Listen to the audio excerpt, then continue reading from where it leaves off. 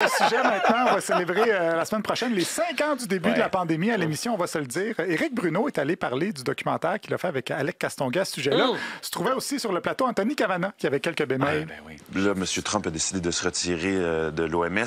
L'OMS, c'est le système d'alarme des pandémies mondiales. Puis là, il vient d'enlever 20 de financement à ça. Donc, là, là-dessus, toi et moi, on n'est pas d'accord là-dessus. L'OMS, financé par...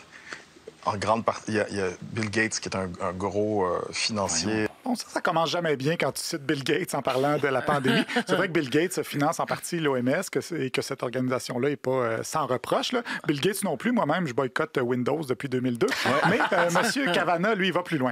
L'OMS, moi, j'ai pas l'impression, avec tout ce que j'ai vu ces dernières années, qu'ils sont là pour nous protéger. Ils sont plutôt là pour les intérêts des labos pharmaceutiques et pas pour... je vais parler de Bill Gates qui nous disait prendre le vaccin. Il a investi 50 millions, il s'est fait un demi-milliard de profit. Tout à fait. Il a retiré ses billes et le lendemain, il a dit finalement COVID, c'était pas un symptôme. Non. Le vaccin marchait pas. Puis bon, c'était pas si grave que ça. Le lendemain, après avoir retiré ses billes. Bon, c'était pas tout à fait ça. Je vous invite à aller voir les sites de vérification de faits à ce sujet-là, mais je pense qu'il mêle beaucoup de choses. Et il est peut-être tombé aussi sur des vidéos trafiquées, des bouts d'entrevues hors contexte de Bill Gates. Là, beaucoup de journalistes qui ont vérifié ces faits-là. Quand tu dis tout ce que j'ai lu, là, généralement. Et si vous voulez avoir le cœur net de tout ça, vous irez écouter le segment de On va se le dire au complet plutôt que mes bouts trafiqués et hors contexte. N'apprenez-vous, c'est ça le lien qui fait. 2 jours plus tard, aux débatteurs, de nouveau, on débattait de la gestion de la pandémie. On a demandé à Jacinthe Evarel si on avait été trop docile. On n'a pas été docile, on était imbéciles. On s'abrille en arrière d'excuses de dire, après, c'est facile de juger. Non.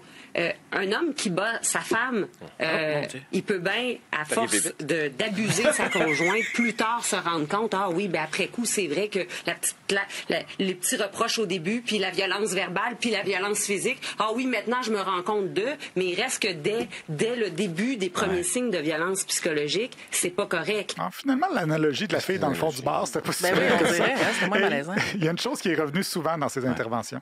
Je m'excuse, là, mais des flèches dans les allées d'épicerie. Pensez-y, là.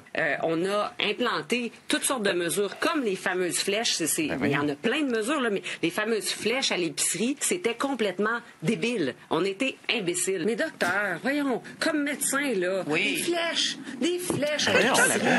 C'est un symbole du totalitarisme qu'on a eu. C'est un symbole à quel point on était imbéciles. Ah oui, la flèche d'épicerie, c'est un symbole du totalitarisme, nous dit celle qui était pas stressée pendant tout l'an passé que Trump dise qu'il voulait des généraux comme ceux d'Hitler.